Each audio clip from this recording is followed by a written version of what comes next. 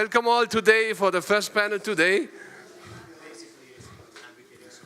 Thank you so much for being here. We are a little bit delayed. We had a medical emergency, but we are very happy. We had, thanks to the delay, we could gain an additional panel member who was just strolling by, and that is Davos.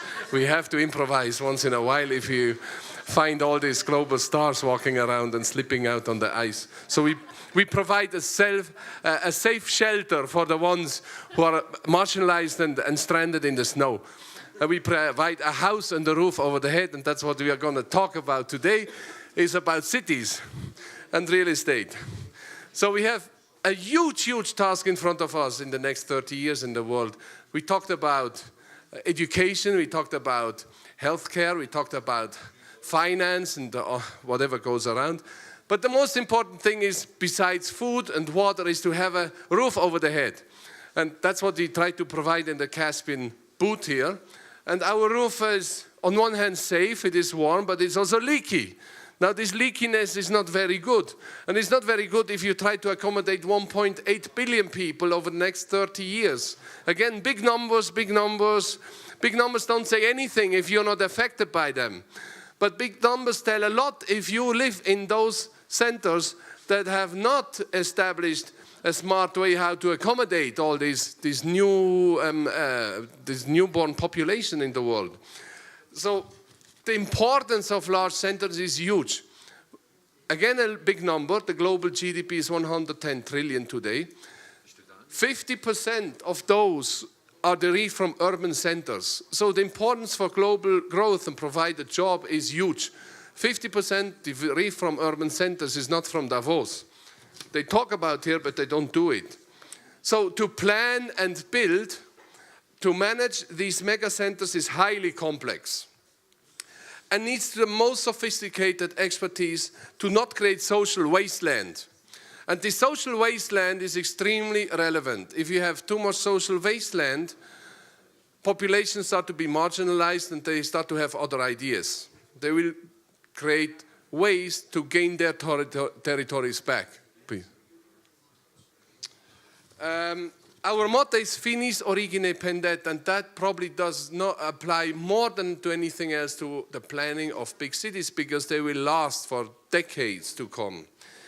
And the beginning is very important, and therefore we have the planning aspect stressed during these panels, and how to construct the centers in a smart way. You might have heard of Masdar city in Abu Dhabi. It was highlighted as a city of zero carbon emissions and this and that, in a collaboration with ETH in Zurich and many other corporations. Well, it doesn't work.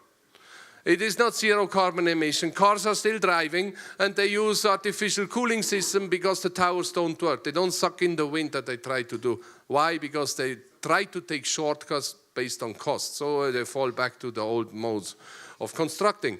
Now that's a dreamland. That's a nice vision to have. But most people cannot afford to build a city in the desert.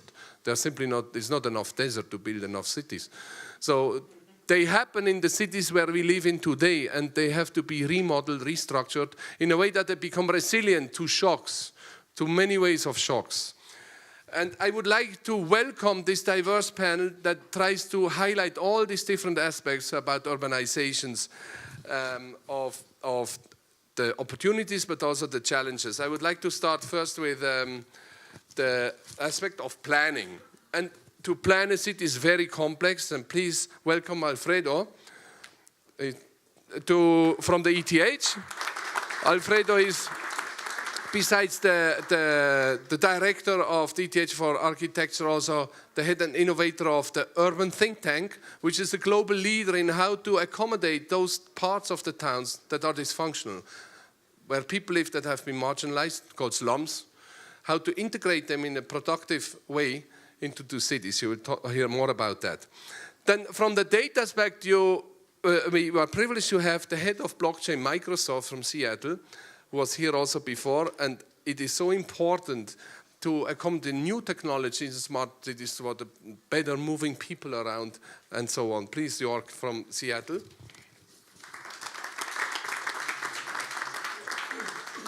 So nothing is going to happen if nobody pays for it. I mean, cities are extremely expensive, and we talk about in 2014, the global real estate, I think, in emerging was 1.4 trillion, around 1.4 trillion. The GDP of Switzerland is half of that.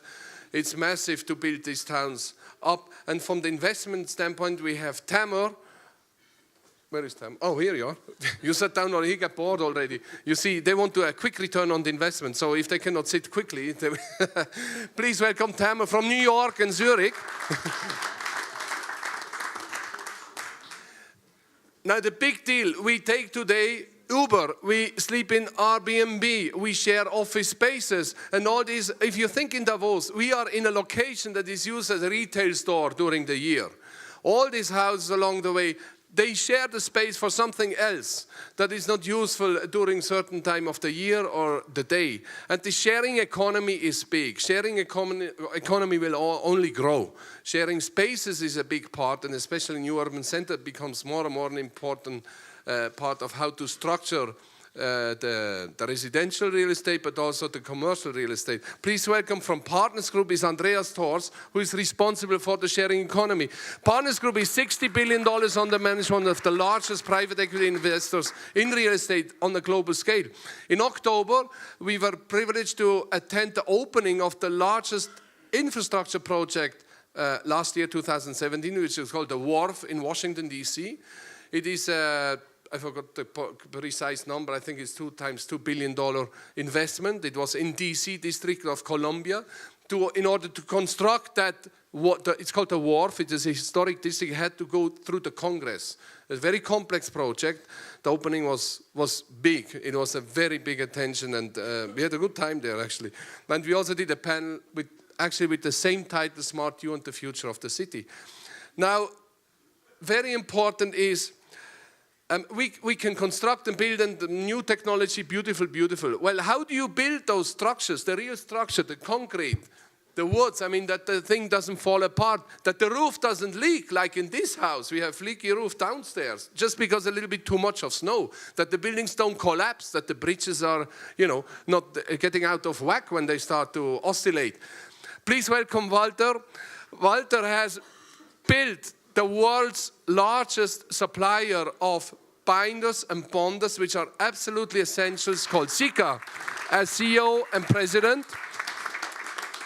Walter drove this increase during his tenure, the sales 400%. 400% is huge.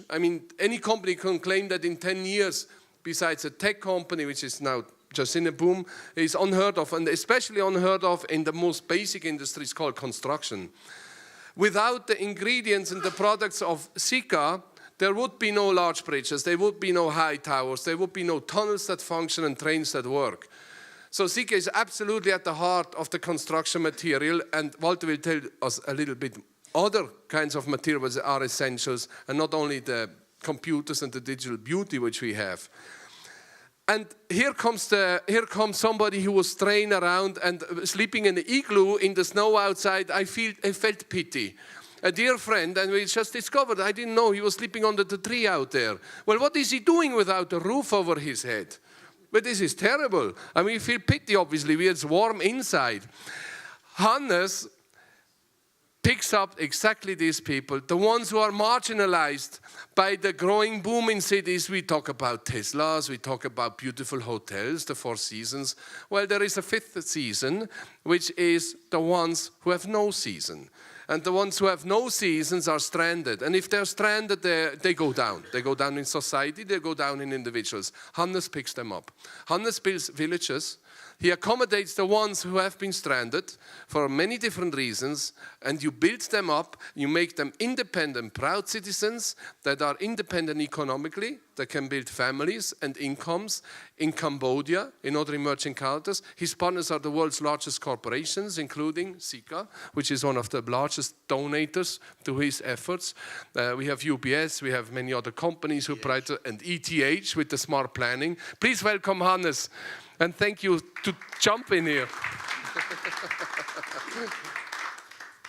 I would like to take the opportunity that each one of you could briefly present yourself, what you do, and how the digital that the new digital technologies can improve your segment. Please, Alfredo. Sure. Can we have a video? So let's do a video first. I'll talk about two ideas, top down, bottom up, right? Analogous, hands-on technologies, simple games people play to create cities. And then on the other hand, super complicated digital technologies. So let's play this. It's our new project for Switzerland. The idea is here to create a database of different policies. The urban sprawl scenario and technology insertion scenario. Varied in population growth, leading to continuous expansion of built volumes as sprawling or densification of built space. These aspects, along with technology uptake decisions, for example, self-driving cars adaptation, lead to different outcomes. For example, in terms of traffic times and externalities or availability of services. The comparison allowed quantifying the impacts of proposed scenarios on the elements of quality of life.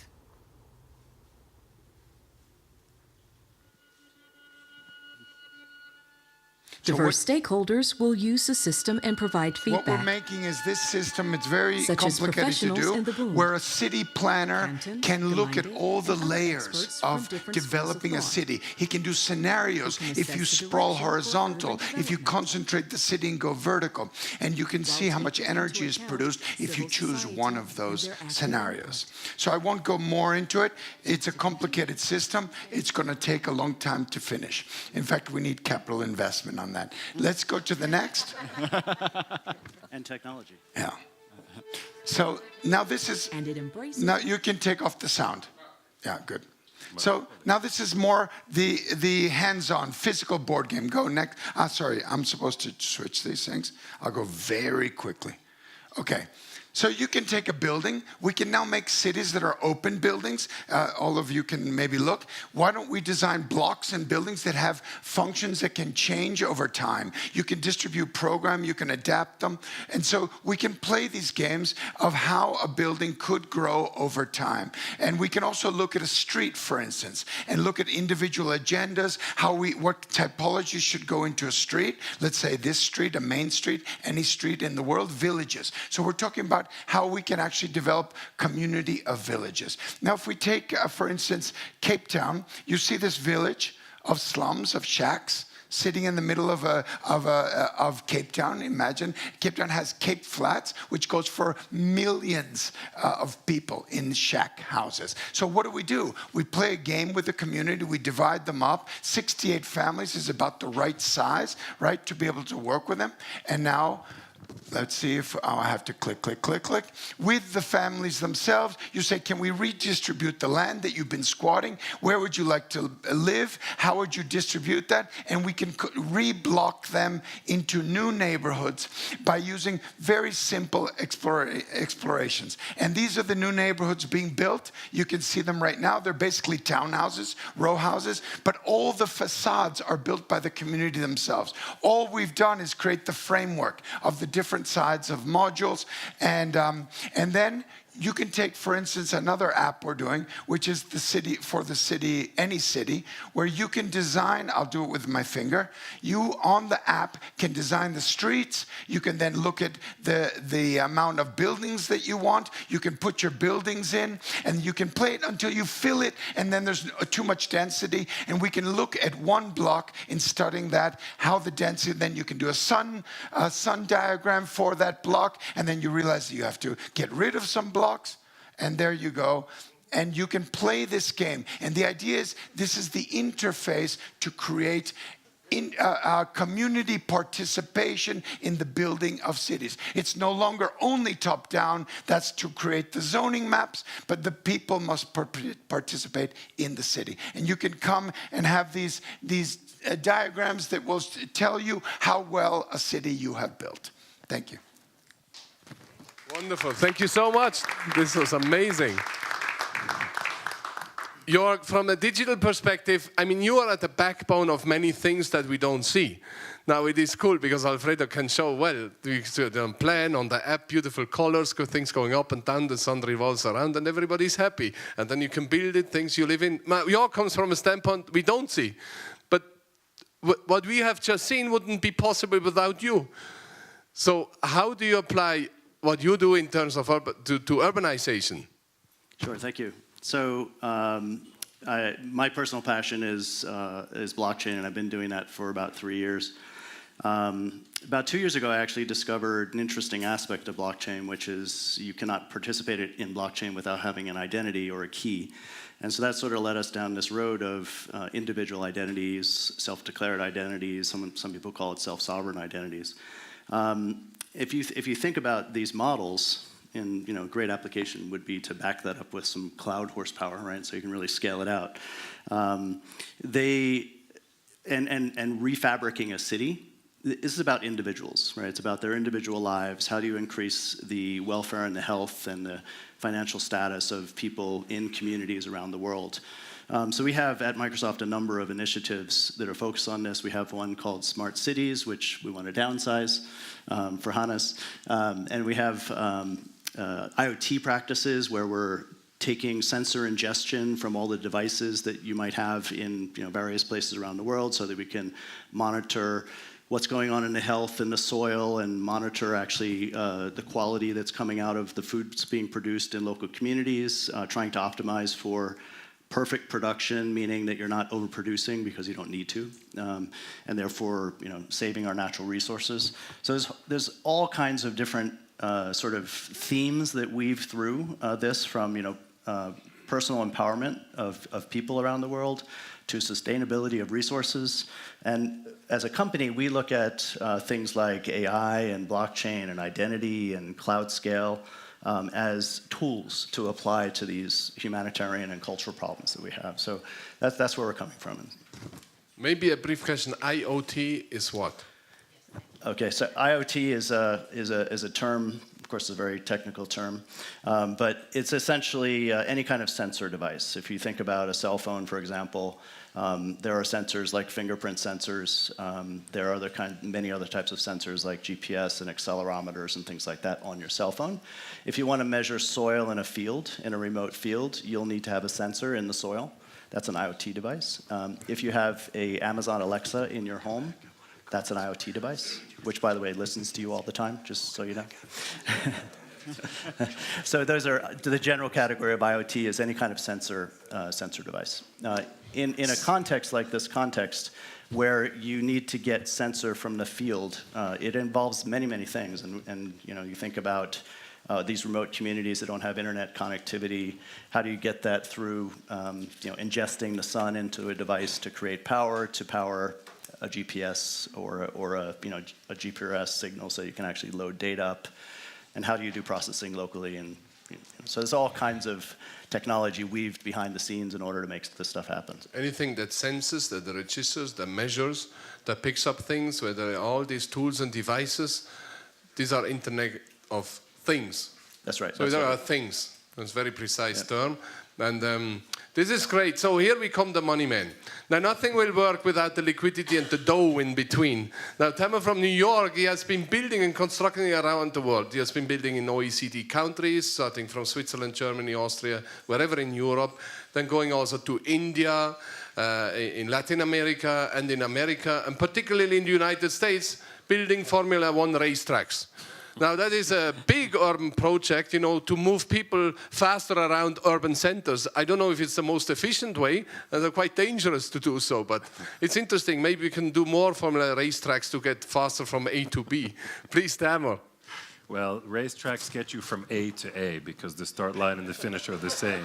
So I'm not going to talk much about that. I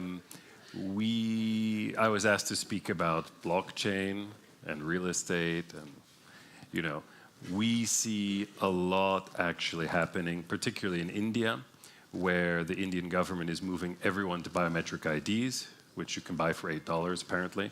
And And the land registry, which does not exist in the same form that we have in Switzerland, where title is always disputed, is now being moved onto a secure, open, distributed platform so you can buy real estate and know what you're buying.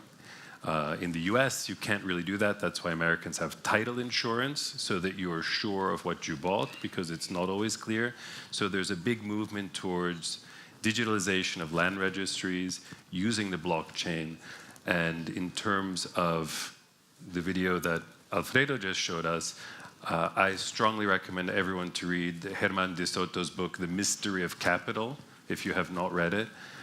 In particular, the problem people have, what we see in India, is access to credit. So our platforms in India are lending money to people to buy homes. We're lending money on projects where other banks will not lend because there's disputed title.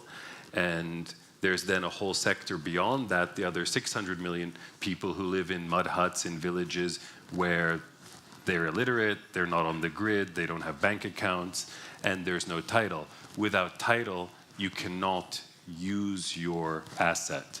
So what De Soto proposes, and similar to what you're showing here to do, I've been living in my favela, in my hut for decades, for generations. I can't go anywhere. I can't do anything. If I leave, someone else will take my squat, effectively. If you legalize the squat, if you give these people access to credit, they can open businesses, they can swap. Maybe they don't want to be there, they want to be there. But they have no, so the entire system is broken, is blocked. If you can unlock that by creating, through transparency, through blockchain, through creative approaches, there's a tremendous way that you can dynamize economies. And that's precisely what De Soto shows in his model in Peru, how they were able to turn things around. And I think it's a model for growth across the developing world. Follow De Soto. Herman. Herman De Soto. Follow him. Follow him. Read him. He's very well known in Geneva, by the way. He's very active down there at the Graduate Institute. Thank you so much. The second money man, Partners Group, $60 billion under management, one of the biggest private equity investors, particularly in real estate. We are not going to talk about that aspect from Partners Group. We talk about another one, and it's an aspect that Partners Group has deemed as one of the priorities, which is how do we utilize spaces better? How do we improve how people work together, how they live, how they travel also? And it's called the sharing economy. How can we better share our spaces? It is a very complex issue.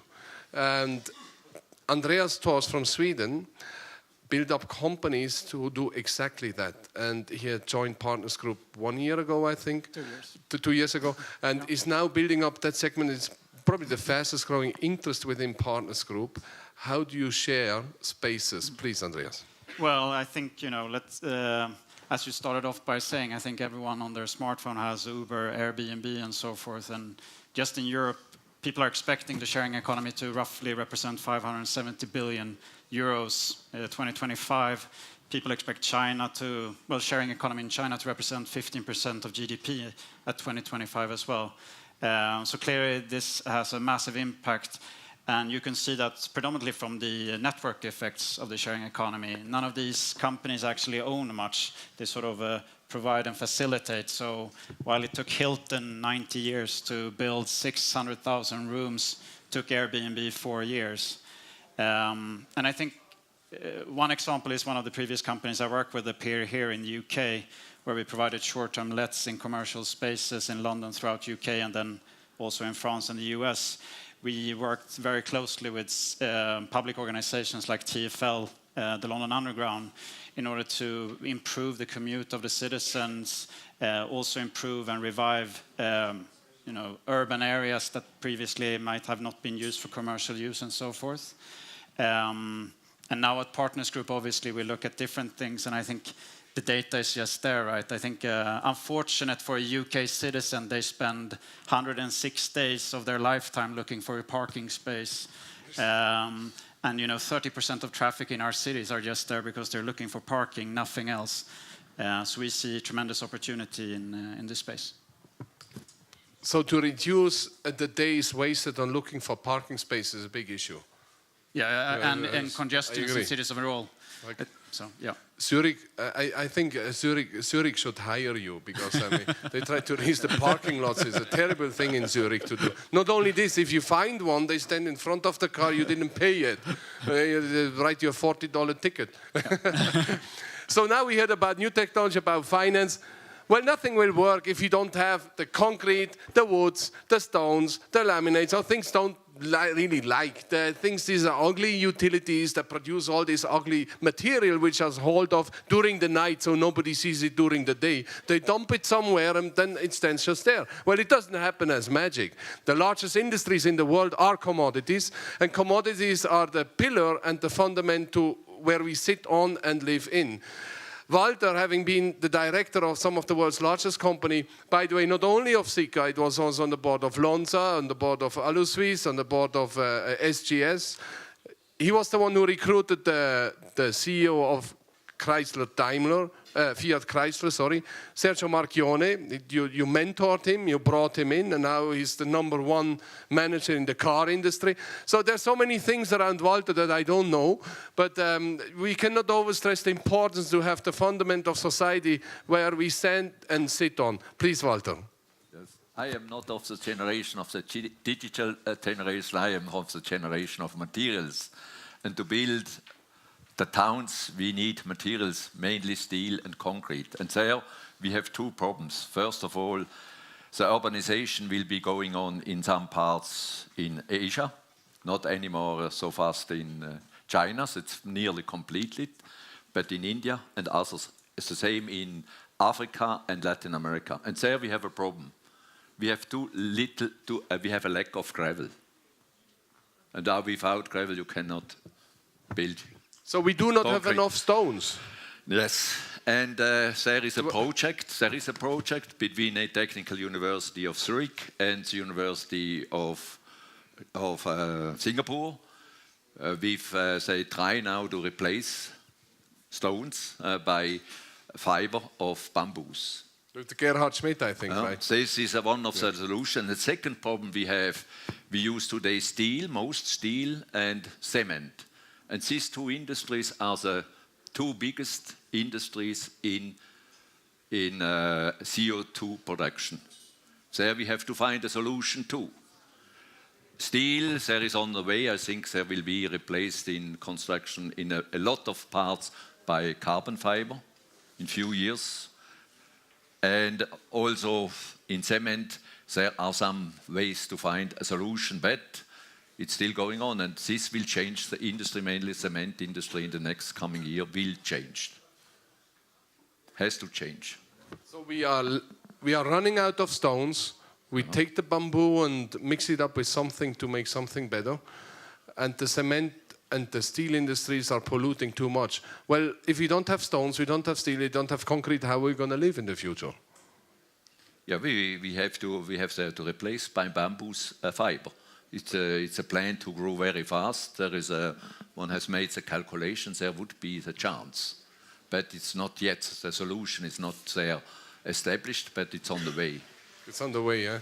So to replace existing materials, we're taking actually renewable material, yes, and mix it up with what is abundant. Yeah, with an additive, there are a lot of additive, artificial. Today already, it's a lot of cement can be replaced by new plastic-based carboxylate, which was invented by the Japanese.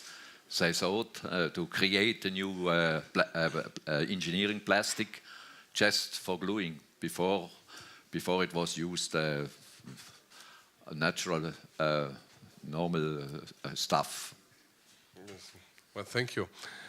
Now, here comes the snowman. Well, he called me the snowman because I'm dressed in white, but actually I picked him up from the snow living in the igloo, Hannes. Okay, I have to get up. I'm a better talker when I get up. So, okay, I tell you, I'm looking every year very much forward to come to Davos. It's the place. I'm an artist, and this gives me a guarantee: 5 days, 3 paid meals a day. You know, I mean, this is great here. You know, I still have to sometimes pay for my bed, but I'm getting there. Maybe in another 5 years I get the bed for free too. Okay, I'm not scientist. I'm not on this level of these guys. I'm a field guy. And I like to tell you quickly the story, how this all came about. 5 years ago, I was in Cambodia. I saw a girl. She was terribly burned, her face, her body. I started talking to her. I realized she's not Thai, she's a Khmer. Her story, well, she comes from a 9-head family in Battambang, rice farmer. Father had lots of debts, no money made to pay. And his only chance was to pay back to the Chinese who lent him the money, was to selling her 2 youngest daughters. But they didn't want them. So he took a blowtorch and he burned waist, face, body. She was terribly, terribly blinded on one side. And she got sold to an old woman. The old woman sold her straight to Thailand to a begging syndication. And that's where I found her. And I was shocked from the story. I offered $500 to the syndication, like a dog. They gave it to me. I took her back. I smuggled her over the border in the north of Cambodia and brought her back in an orphanage. And there I learned that if I want to know where these children are coming from, and that is many, over 300 children every year in Cambodia have been plunged in acids and been sold into the begging syndications, then I have to go out to the dump site, and I start living on the dump site.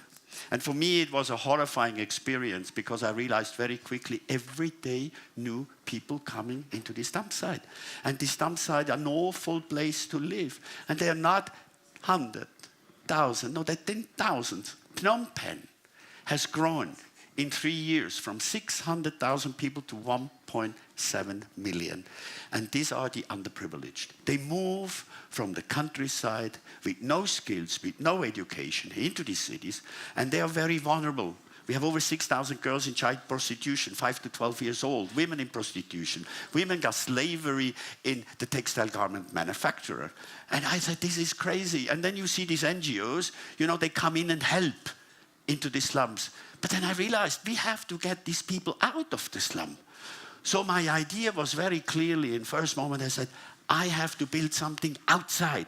We have to stop urbanization. This is going to be the biggest problem we're going to face. I bought 9 hectares of land, 60 kilometers outside, and I start to build my city.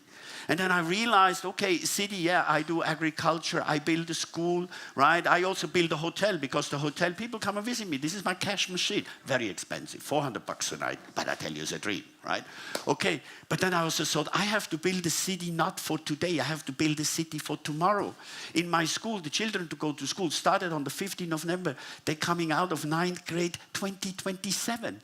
They're coming out of higher education or a trade they learn by 2031, 32. And they only by 2035, 2038, they are craftsmen, or that they can really fulfill what they have to do their life. And only their children in 2050, 2055, they will be on a level like this. And then, of course, ETH was supporting me, they did the planning, Sika was helping me so that I can build all my structures. I have a lot of people start to understand what I'm doing. But then I realized everybody talks about smart cities. I think this is great, but why don't we talk about smart villages?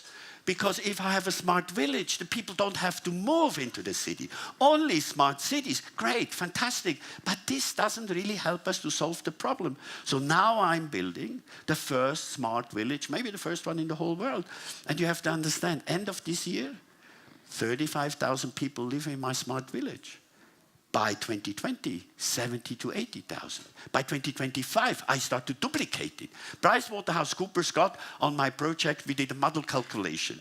If we can start duplicating by 2025, by 2030, we have 7 smart cities in Cambodia. 35, 17.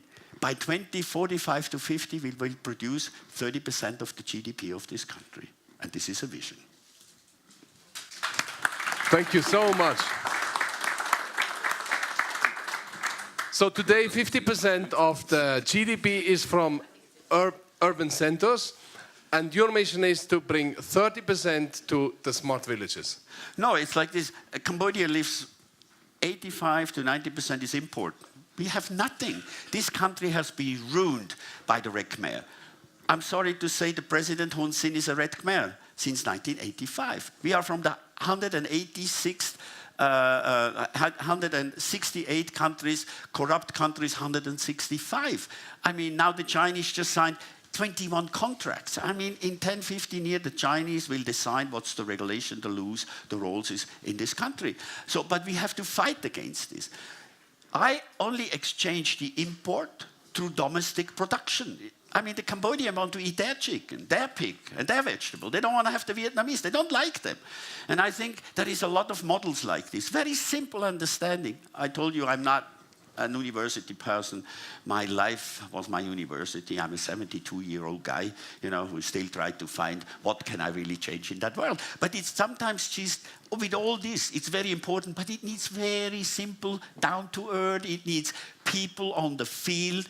I tell you, come join me. Live 2 nights in a slum with me, and it will change everything you ever understood in the past. Thank you so much. Do we have a slum in Davos? Well, I don't think so. If there is one, it's on a very high level. I mean, if you pay $750 for sleeping on an air mattress, I don't know. In the snow igloo, probably more Yes, expensive yes. to provide with the first. Thank you so much for the first round. This is really, really, the diversity you see and the challenge of urbanization have been touched already. Finis origine pendet is the thing. How do we plan better for the future and a better outcome, particularly not just for the future, but with a better outcome that we have today? And digital technology can provide us with some opportunities. In this, I would like to address the opportunities that we have that can radically change how we organize ourselves, how we move around, how we better utilize the water, the energy, and also the waste management in these urban centers. It's a big issue in most towns. If you go to an Italian town, in Naples, I don't know in what frequency they are collecting the waste. I think every couple of months or something like this, and that is in Europe. We are not even talking emerging country. How people move around from jobs to where they live, to where they shop. I got a little glimpse on that aspect from this wharf in Washington, D.C., where they try to address all these issues, building a town within an existing town, probably one of the most complex on Washington, D.C., because for many, many reasons. I would like to hear maybe, again, starting with Alfredo from the planning aspect, how did you show that, all you showed us has to do with digital from the planning aspect, but what would you consider the most radical change that digital technology can bring us for making better towns? Well, I think participation, I mean, that's the real thing. I mean, and people need to visualize different scenarios. So cities don't really, I mean, Modi has said he's going to build, 5 million cities between Delhi and Mumbai, right? Because they need to grow. And India is definitely a great growth. But what do those cities look like? Is anyone doing any investigation on what those cities should be like? I mean, are they going to build Shenzhens like China? A 10 million city, and it's just a copy of a city from, the 1950s or something.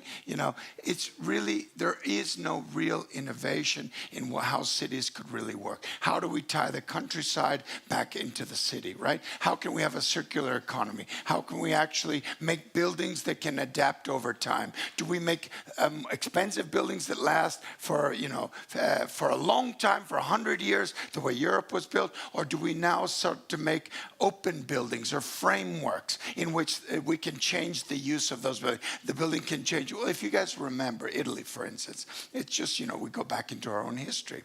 The old nave was a farmhouse that was used for agriculture. Then it was turned into a convent, and then it was turned into a school. Then it was turned into a hospital, and then it was turned into a university, and then it was turned into residential, lofts or whatever. Or art galleries. So if you see, it's the same typology of a building that gets reused over time. So why are we building these such site-specific buildings? You know, why don't we build a more generic city that's open and cheaper and more adaptable? Number one. But then again, on the other hand, we have a huge growing poor population, right? By 2030, we're 7 billion. There'll be 9 billion, right? On this earth, 2 more billion, and those billion will be born in Africa and Southeast Asia, and they will be born in slums. So what are we going to do in this balkanization of the world, this division in the world, where we don't even have any land tenure of all those slums and squats all over Africa, etc., Southeast Asia? What do we do? How do we bring those people into some kind of standard of living? And that's the real challenge. So how can technologies be the interface between the kind of centric city and expensive centered cities and the kind of sea of poor people squatting? Walter. I think digital can help us most in traffics. Not only in person, it's also in materials. In New York, the biggest problem for construction is the logistic. It's not to building a high rise, to bring the material in. And you have in India towns you can get in with trucks from morning 7 o'clock up in the evening, only at night. And there we have to find solution, and even more in materials. And I think in Switzerland they have now the project, we find a very good idea for the goods, a subway, to build a subway for goods transportation. And it's 35% of the transport on the highway, it's related to construction, 35%, not personal. 1/3, 35% is on the highway is purely moving stuff around. It's moving constructing. for stuff, including the wash machine, all this stuff, windows, whatever, rooms, carpets. It's 35% all over. And there we have to find a more intelligent solution.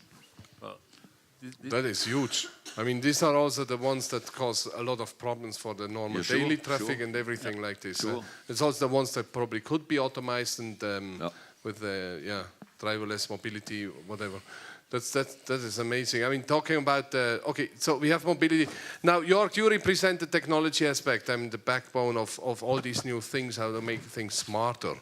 Microsoft is pretty much a very smart company. Hopefully. If not the smartest. I mean, okay, we don't have Google here or anybody of the other guys, but please. But you have in ETH, they have a program where you can see the traffic according to the iPhone. Yeah. You see how the iPhone move in the town in the morning. It's very interesting. And then after 9 o'clock, it goes down. At 12 o'clock, it comes.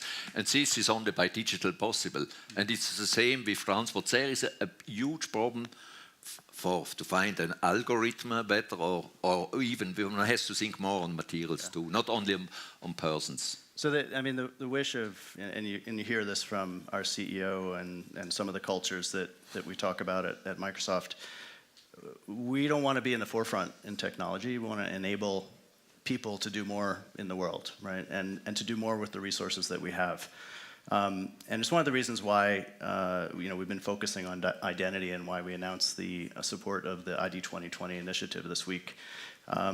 If you think about all the things, no matter whether it's in remote areas where people are being born in slums or in cities, or to your point about food production, the only way that we'll actually make that situation better is if we can start to codify all of those things and identify them and start to really follow and trace what's going on with the produce in the world and the commodities and things. So one of the number of different interesting aspects, and you mentioned some of the statistics before, but there's 50 million people born every year who never get a form of identity, right? If you don't have an identity, you cannot go to ETH, right? You can't participate in society, whether it's in a remote region or in a big city.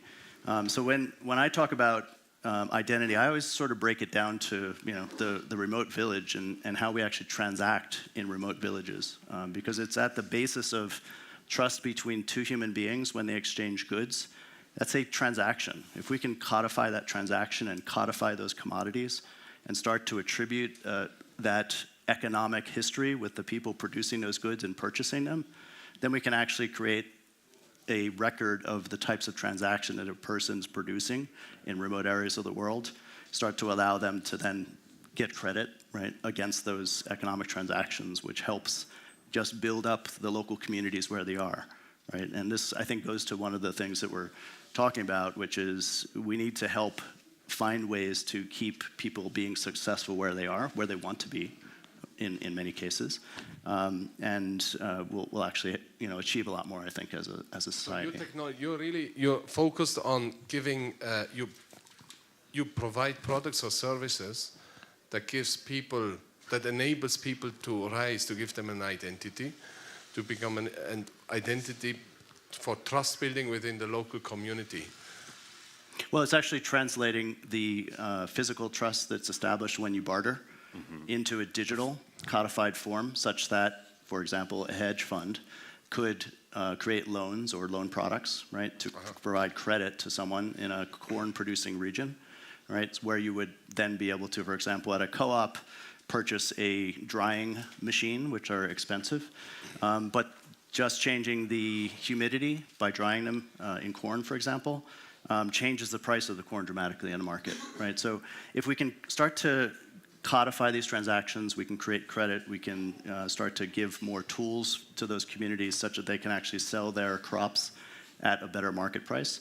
And then the other part of that, and we see this in financial markets all over the world, is price transparency, right? These people are selling their corn and their crops, and it goes through many, many, many different intermediaries before it actually gets to a consumer who consumes it. That is a huge waste of money being transferred from hands to hands because there's a markup every time it gets transferred. So moving removing intermediaries is a big concept of decentralization, and it actually has the impact of creating more value in the system for everyone.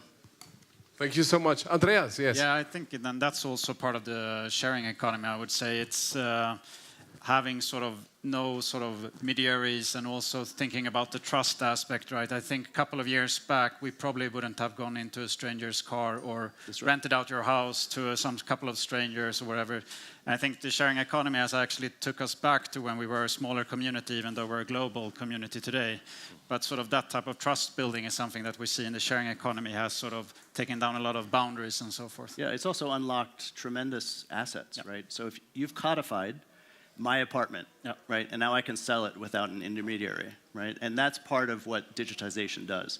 It unlocks assets that are currently locked. Because, for example, right, 55% of the time offices are standing empty, and that's why WeWork came into the market, because they saw that under usage.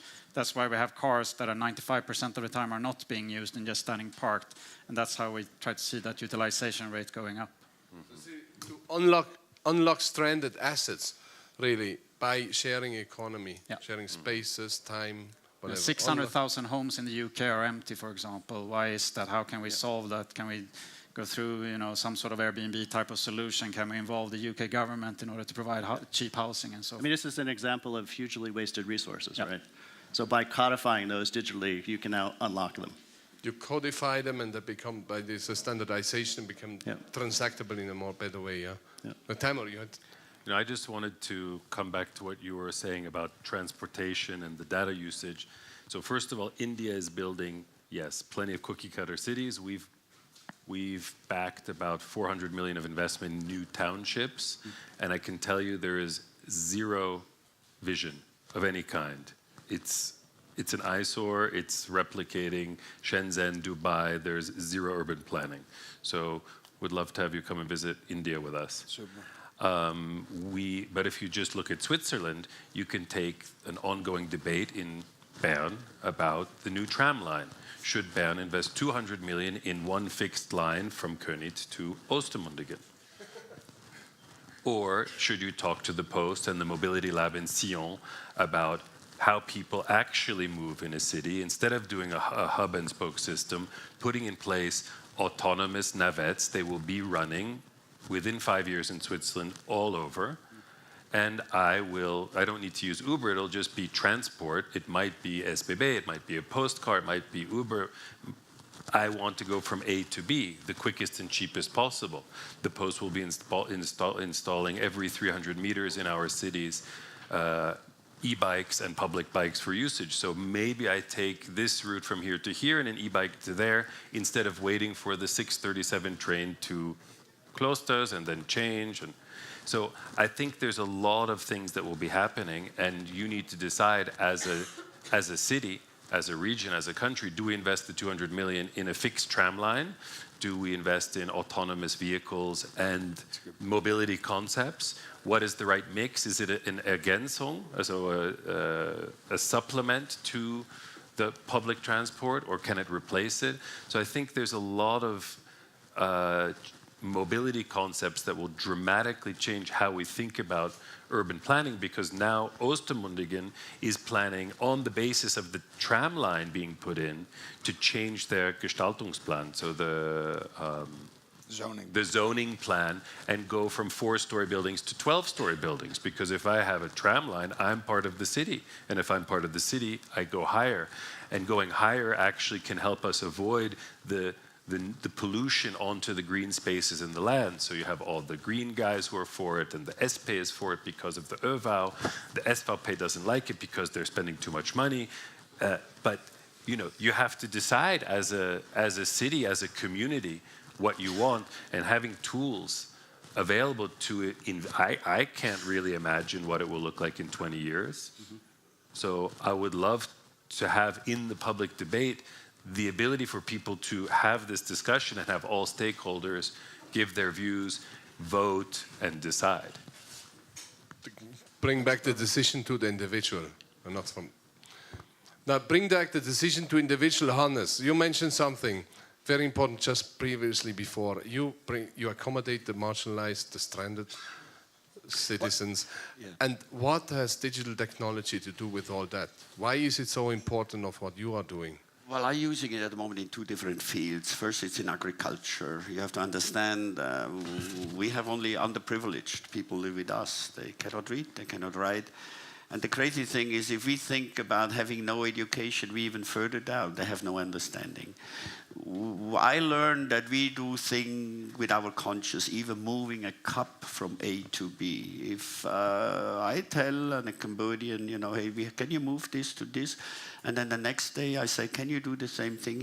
He says, what? I don't know, I have forgotten it. Right? So at the moment we use digital knowledge control in our agriculture. I have about 150 hectares of really competent organic vegetable growing. So they are drones, they fly out automatically in the morning. They give us the data, soil conditions, humidity, growth standard. This is also difficult because my local agriculture engineer, they have very little knowledge about the soil.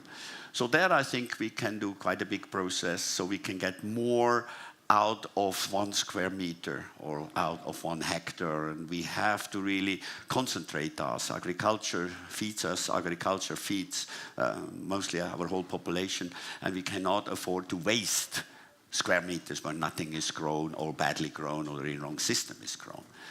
Then the second part, and that's very important, is education. I have 1,000 children in our school system. By the end of the year, we're starting with kindergarten, pre-kindergarten, kindergarten, primary school. And these are unprivileged. They have no idea. They've never seen a toilet where you can flush. They've never seen even actually an electrical toothbrush or a water boiler. They eat like dogs. They have maybe the whole family. They have 1 plate, 1 pot. They have charcoal. So when they come to us, they don't know even to use our toilet. I mean, the teachers, even the teacher is the worst problem because they take the children in the classroom, and we have beautiful classrooms. And if a girl has to go to the toilet, they put them in the sink and they make their number 2. And after 1 week, we find out it's all blocked. And then we find all this kind in there. So it's also the teacher who don't have actually this base of education. For us, it's important. We start in kindergarten, not to teach them how to use an app. We teach them how to program, understanding the base of a children's book, programming. Because they're underprivileged. But if they go through a 9-year school system like this, and we can really teach them and teach them and teach them, I would even bet in 2030, they will be the cracks because they will have a better foundation, a better understanding than what our children will have by then. And that's the two parts. Robotic, I was asked before, do you use robotic on your harvesting your rice? Well, it would be wonderful, but keeping 10,000s of people out of the job. The families have 8 people, 9 people. They're depending that they are working in the rice field. Now, of course, I would have a bigger output, it go everything faster, but we can do this in our society because these people can be retrained, right? But our people cannot be retrained because there is no foundation of education. So this is the conflicts we have, but digitalized, I always say the digital evolution is something who has to start living with us from the beginning. It's amazing. Alfredo, you mentioned before. Well, no, I was just going to say there is also, so the big problem is who's going to finance this research? Who's going to put time into how to do the best, smartest village? Who's going to put time into figure out how a blockchain can actually finance slum dwellers, right? So that's the real issue. So how do we do it? So the university's got to be the incubator for that. Right, there's got to be partnerships between community NGOs, universities, businesses, and they've got to start to think about certain guidelines and certain visions and work on those together. There's no other way. But that would mean allocating resources. But there is a way, by the way. We're using blockchain, and I wanted you to explain because I'm not very good at that. You can finance a project by just having hits. So you can actually put on the Bitcoin on the blockchain circuit series of projects that are all interlinked, and you can just hit on it, and the hit can become monetized, right? Maybe you can say something about that. There's a lot of, I mean, blockchain in itself is a combination of a number of different things that we do today in trade. If we look at trade today, we're moving physical goods, we're keeping track of the documentation associated with those physical goods, and then we're moving payment associated with those goods. Blockchain actually gives us an opportunity to transition that into a single atomic transaction, which then allows us to do very simple things like trade property or move property around and not have to have a lot of infrastructure and intermediaries to do that. So it creates sort of new economic opportunities, and a lot of people are taking advantage of this in many different ways, some not good, to basically create new financial instruments essentially out of thin air. Yeah.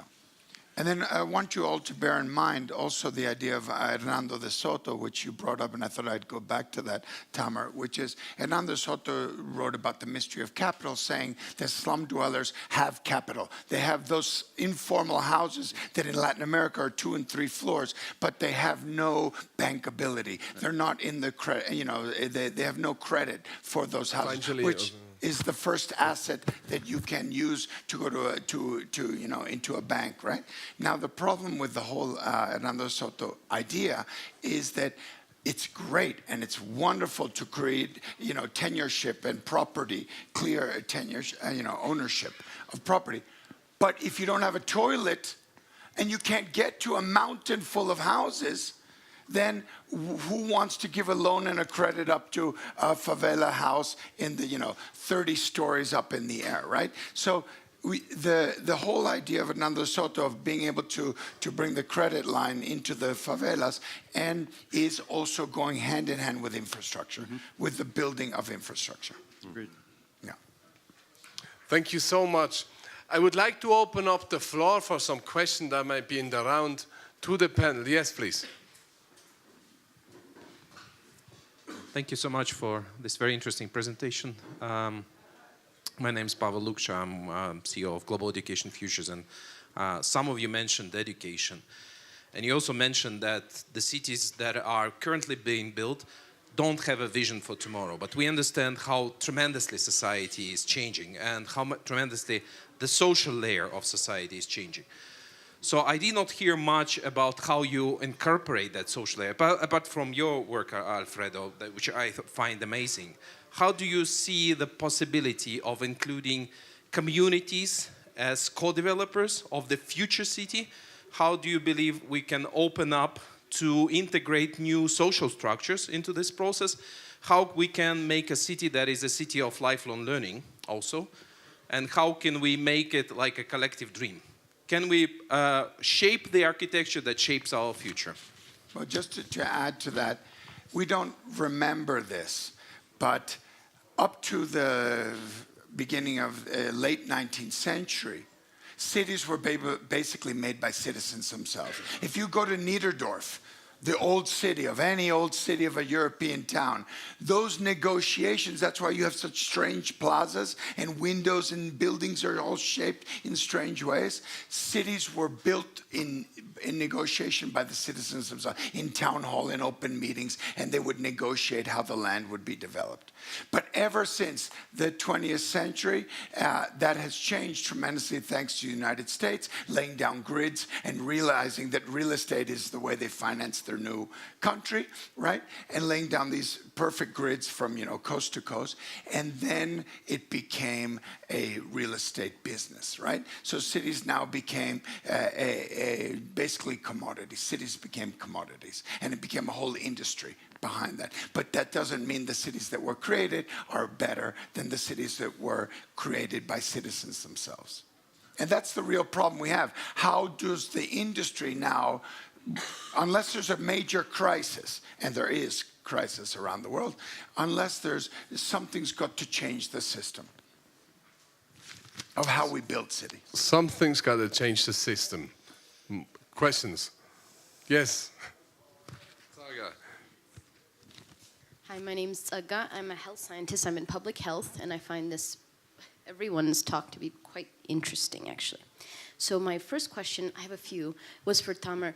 Why do you think there's no vision? You mentioned that people are kind of, the Indian government, was it, that kind of using examples from China and parts of the UAE as examples. What are the barriers to having vision? Because vision is critical to sustainability and integrity of these, emerging communities and infrastructures. And in terms of the smart villages, I love that idea. I mean, 80% of Ethiopia is rural, and not everyone wants to leave the rural area. And actually, local villagers they have a raw intelligence that, I have a PhD, that can, they could trump me in a moment, let's just say that.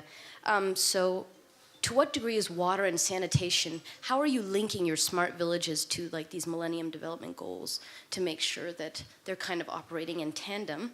And then the last thing I had to ask is, what is education? I mean, it's a very interesting question to me because I went, I was educated in the United States, born and raised there, educated, and was humbled to find that there's so much knowledge where my family came from. And I feel as if I was almost taught to look down on that, and there was no reason to do that. There's so much to learn from the local communities themselves. So how do you define education when you're educating these young people? Because there's a lot to learn from them as well about what's best for them. Yeah, I think sorry, I take the question. It's very important to understand when you start to really live and work with a society who is, say, underprivileged. And you are right, there is a very large cultural knowledge. And this cultural knowledge we should not replace, we should support. We should make it aware because it's going to disappear. But with this cultural knowledge, like in Cambodia, universities, everything is Khmer. This is a cultural language. So the agriculture engineers are educated in Khmer. The architects are educated in Khmer. But because it's isolated, there is no way you can go on with your education. There is no literature. There is no magazines about what things are changing. So you have these two things. My school is a bilingual school. So we support very much their culture. Also their festivities they have. We try to support this. We try to get out of the parents their knowledge. What do they teach? It's a different life, right? And then we have our Western kind of philosophy. It's very simple. It's a life skill so that you don't make your number two on the school floor, that you wash your hands after your meal, right? That you don't hit each other because there is raw kind of power out there. That's the way they grow up, right? So that you respect your teacher, you respect your partners, whatever you have. And that's why we have a big problem with women. Women are very, very much suppressed. And it starts mainly with the young women when they have their first period, because there is nothing to protect them. There is no OBs, there is no anything. And then they hide. And when I tell you, if you ever have a chance, you go in a factory with 13,000 women, and if only 50 or 60 have a period, the smell is crazy. And then, of course, we have forced marriages. In Cambodia, you pay average $5,000 for a woman. But the woman has no right. Everything what the woman brings into the marriage belongs to the man. So very quickly she's pregnant, right? She has 2 children. Then the man walks off. If he has money, he buys the next one. So these women has to take care of these children. But when the children get in the age of 15, 16, the man comes back and takes the children. They have to work for him because they belong to him. So this is the problem. Where do you interfere there? Where do you tell them you should step out of this tradition? And where do you give them a knowledge to become more individual, become more themselves, right? And then you have the parents. You should never forget the parents. Africa proved that very good education system failed after 6-7 years. Why? That is a patriarchatic system. So if the child after 5-year education comes home and says to the father, you have no idea, you should not do like this, like that, the father will stop sending them to the school, right? So there also you have to see, how do you go around this culture? How do you involve the parents? Has to make a similar progress like the children have to do to get a better understanding. And I think this is one of the biggest challenges what we have in education in the third world, is to do it like this and not coming and put our standards at them and say everything you did is wrong, you have to do now our way. Don't impose other people's belief upon different Correct. societies and beliefs. Correct. One more question, please. Hello, my name is Giacomo Loati. I work in the Unipol Group, that is the biggest insurance company in Italy, and so the question is quite selfish. I would like to ask you if, considering smart cities are infrastructure, our people, our houses, our mobility, and since insurance companies play an important role and a part on maintaining this system, so the simple question is, do you think that insurance company will play a significant role in the development of smart cities, and in case, which role do you think they will play? Insurance will play one of the major roles. We are in Switzerland, we always complain how expensive our insurances are. But can you imagine we would have no insurance? We would have to save the money the whole year, and when we get sick, this money would go bang. If we wouldn't save the money, we could not go see a hospital. And this is the problem what the third world has. I went to AXA in Germany, and I said, my goal is in 10 years, 80% of the Cambodian has a health insurance. They will look at me like a madman. I said, why do you, but there is corruption and this. He said, yeah, but look at this, we have smartphones today. We can move an insurance in a smartphone. If I have 600,000 people in a province and 350,000 have a very simple health insurance, medications, can see a doctor, this will be a business. Suddenly we will have hospitals built on the countryside, pharmacies built on the countryside, doctors will move on the countryside. And health is one of the most important base for a society. If the society is sick, Cambodia, 52 to 56-year life expectation. 80% of the Cambodians die on diabetes. And it's the rice, because 90% of the diet is rice. This is starch and is sugar. We have 30-year-old people dying on diabetes because they eat rice. We have no way to fight that.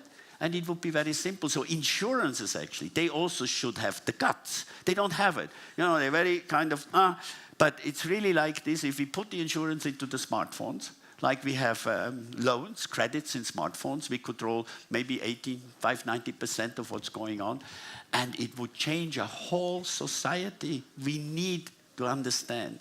Demographically, 2045, 2050, Europe and America is 20% of the world's population.